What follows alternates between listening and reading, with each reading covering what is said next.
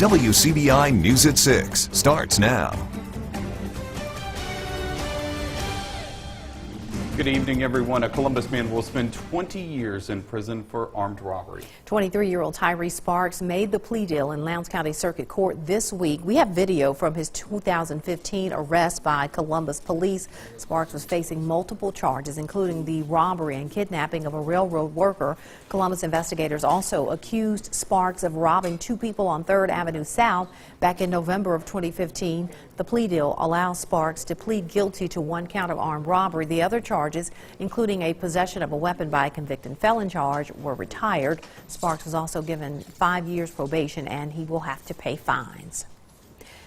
A man will spend 5 years in prison for breaking in a Lowndes County Road Department building and stealing a road department truck. Justin Painter pleaded guilty to a burglary of a commercial building and felony taking of a motor vehicle charges. He was facing 2 additional charges in connection with the August 2016 break-in. Painter was arrested along with Edward Jones just a few days after the burglaries. At the time, investigators told WCBI they responded to a vehicle fire at a Lowndes County Road Department barn. A fence was also damaged. The duo was arrested after a pursuit.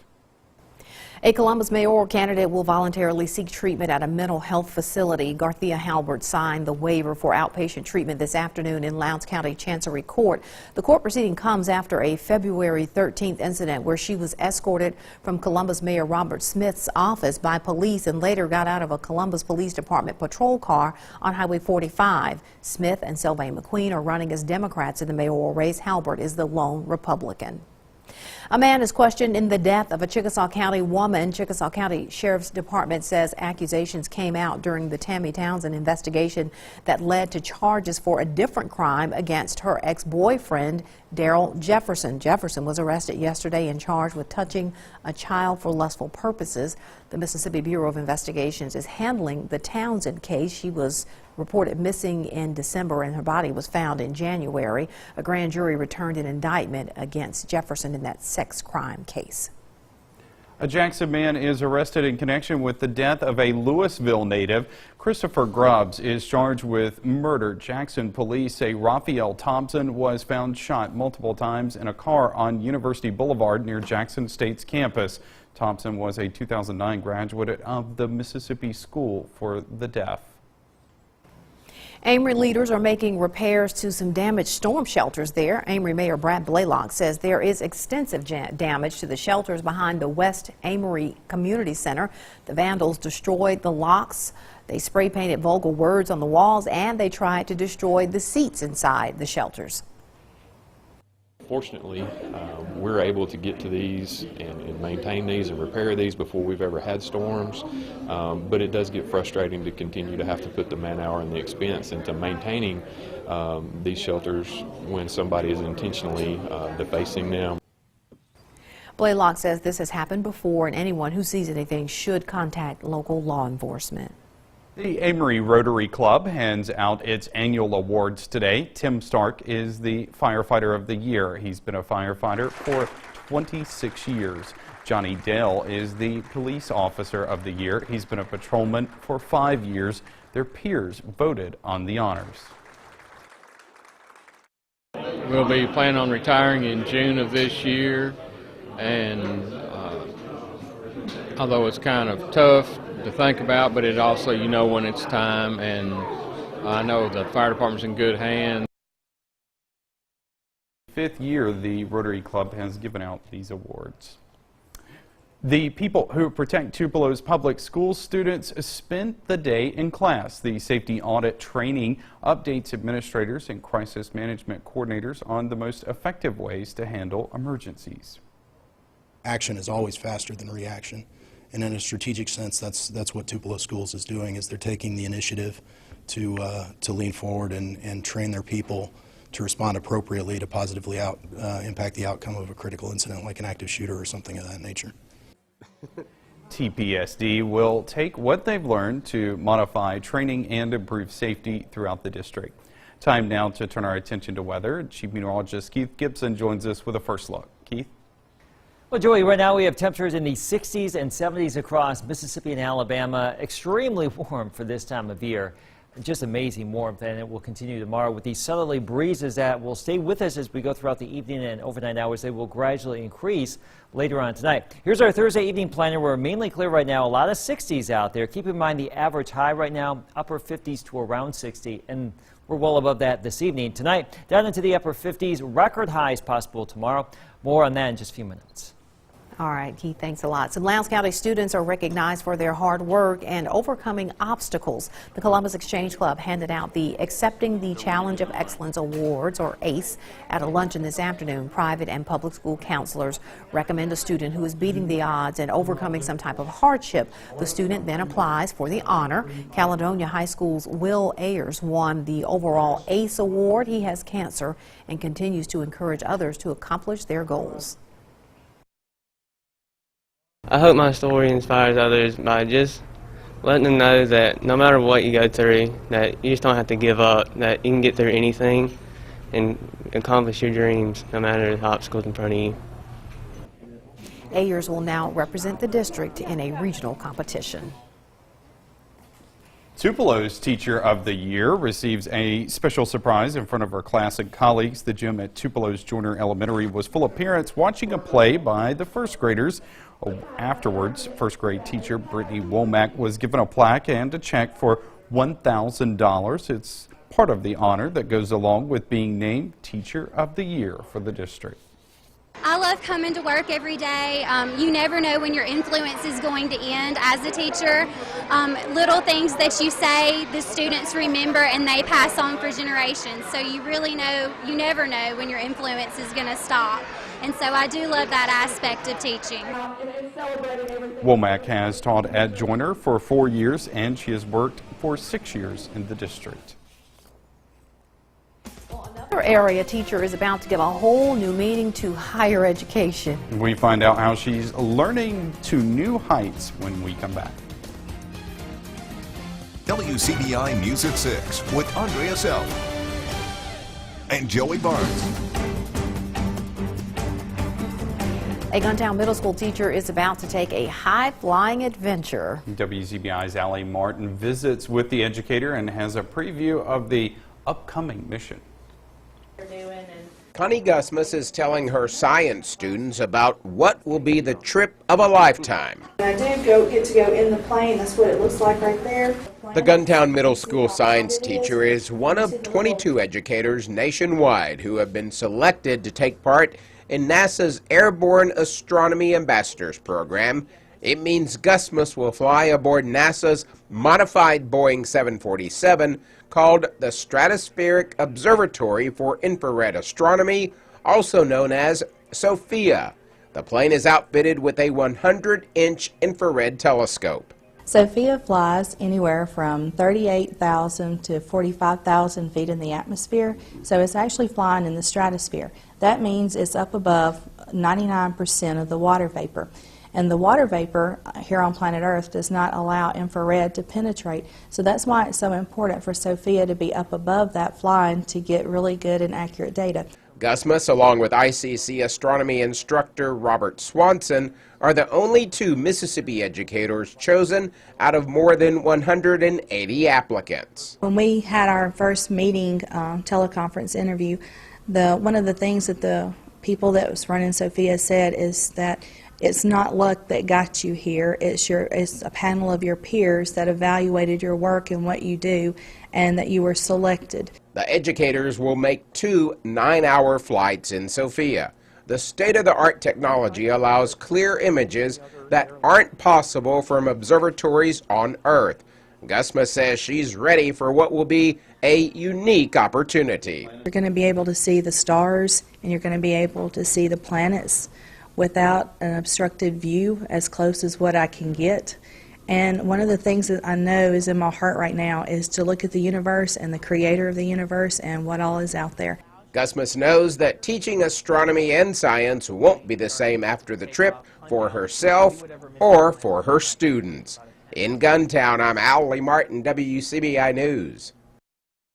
Wow, that's pretty cool. She's also brave. Currently, Gusmus's flights are set for March 6th and 8th.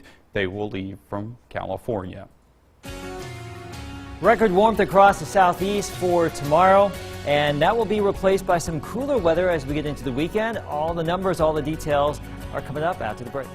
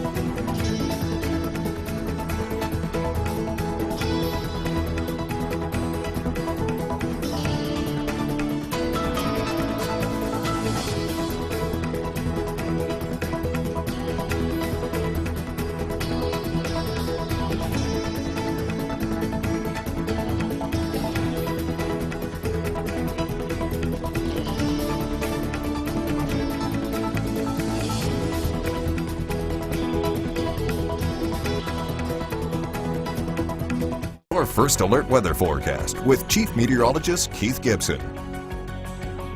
Extensive cloud cover today in Columbus. We were hoping for more widespread sunshine here in town. However, it took some time. But as we put our Alpha Insurance time lapse into motion, you can see this afternoon we did squeeze out some sunshine, and now we are clear in Columbus and really everywhere else at this point in time. So it's going to be a pretty quiet evening.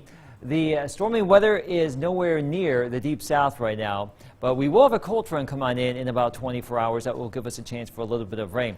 Currently in Columbus, we are 64, 72 in Little Rock, 87 degrees in Dallas, Texas right now. So records are possible for tomorrow. It looks like we're going to be in the low 80s. The old record in Tupelo, 78, 79 in Columbus. So that's what we're dealing with, some extremely warm stuff for our Friday, all because of this big storm system out there across the high plains. Out ahead of it, warm southerly breezes, and behind it, cold northerly winds, and there's an old-fashioned blizzard developing up there across the high plains, the Great Lakes right now. Look at this. Wouldn't that be nice to see around here? Probably not, but I should tell you that Saturday is actually the 2-year anniversary of that big snowstorm we had here in North Mississippi and North Alabama, where we had anywhere between 4 and 12 plus inches of snow. So it's amazing what 2 years can do.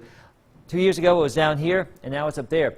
And here's another oddball situation with this system. We have severe weather chances over here across the Great Lakes, even into southern Michigan tomorrow with that system, and it's only late February. Now, here's our planner for us locally here on Friday. A few clouds possible in the morning, 63.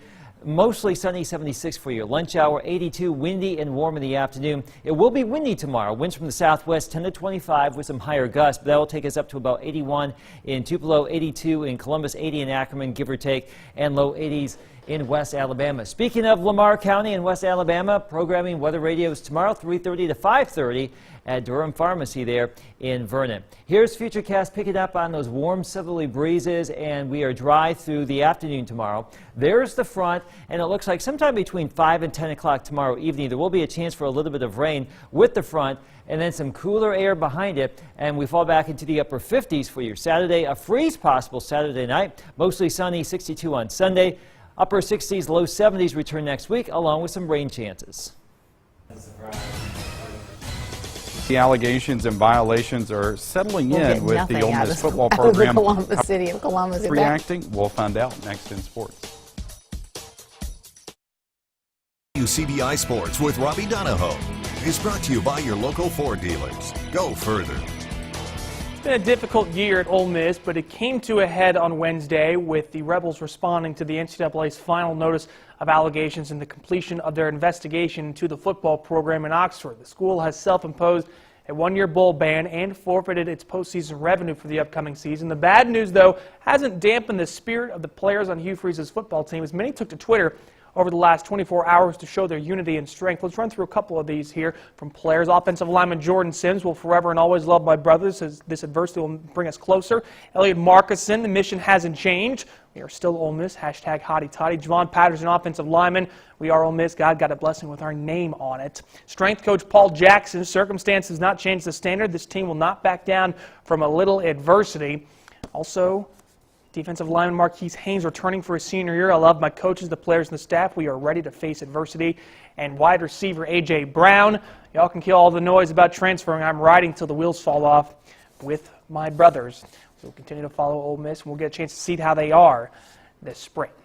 Well, to the hardwood, and tonight Mississippi State has the opportunity to make history, and how appropriate that it comes on the day where 58 years ago Bailey Howell and the men's basketball team won their first ever SEC basketball championship. Hill State Hoops goes for their first crown tonight. They are underway in Lexington. The Bulldogs had the early first quarter lead, and we're looking pretty good on offense. Defensively, Kentucky's got a couple easy layups, so MSU's going to have to shore up that defense. But it's underway. It's an online-only broadcast. If you can't watch it online, we'll have the highlights for you coming up at 10. Ole Miss will be starting in about 30 minutes. My math is bad, but about 30 minutes or so. The Rebels and Tigers will kick it off online only. And if South Carolina loses tonight to Texas A&M, Mississippi State wins the SEC outright. If MSU wins tonight, they already have clinched a share of the SEC championship, no matter what goes down with Carolina and A&M. To baseball, Ole Miss riding high on the diamond as the Rebels 4-0 going into the weekend, while Mississippi State reeling after surrendering a 10-run ninth inning to Morehead State during Tuesday's midweek game. The Diamond Dogs will be back at Dudy Noble Field this weekend with a 4-game weekend. Once again, they got two teams coming in, Indiana State and Marist. Both Indiana State and Marist won their opening series to start the season, so we'll get to see the Sycamores and the Red Foxes come to Starkville this weekend. Doesn't get much easier for Ole Miss. Another ranked team coming to Swayze, UNC Wilmington. Starts it all off at Friday at 4 p.m., Saturday at 12, Sunday at 12. We'll have recaps all week right here on WCBI Sports. High school basketball, the playoffs continuing, coming up on Friday night with the ladies, Saturday with the boys, and the state tournament begins next week on Wednesday. Let's run through all of our area matchups with the boys and girls. In 6A, 5A, you see Starkville, Tupelo, Holmes County Central, New Hope, and Oxford and Canton on the boys' side. 4A and 3A games for the boys, Noxubee, Shannon, Corinth, Ripley, and also Newsight all playing coming up Saturday. 2A and 1A games, the top two are going to be really fun in 2A. Calhoun City, Baldwin, Ingomar, and Okolona. Also watching for Coffeyville, Wheeler, Myrtle, Holka, West Lowndes, and also defending champs Ashland still in it as well. We expect them to be in it throughout. Friday girls games, Columbus Starkville is going to be fun. South Haven, Tupelo, Canton, West Point. 4A and 3A, you see Pontotoc, Itawamba, Amory, Newside, Boonville, Aberdeen, and Moorville. And the 2A, 1A girls games, very enticing as well. We'll be at East Union, East Webster. Plenty of good area teams still on the docket. 31 total. So we'll have highlights Friday and Saturday. Well, obviously, be in Jackson as well. It's basketball season. That's right. Yeah, fun times. All right, thanks, Robbie. We'll be right back. If you haven't heard, tomorrow's going to be very warm, low 80s, a chance for some evening showers and storms, and then some very nice weather for this weekend. Not as hot, comfortable, chilly at night, and then some more rain chances next week. We've heard, and we're currently looking for assignments to send us outside tomorrow. That would be a good idea. Hint, hint. Can you make it happen? I'll think about it. Thanks so much for joining us, everybody. Have a great night.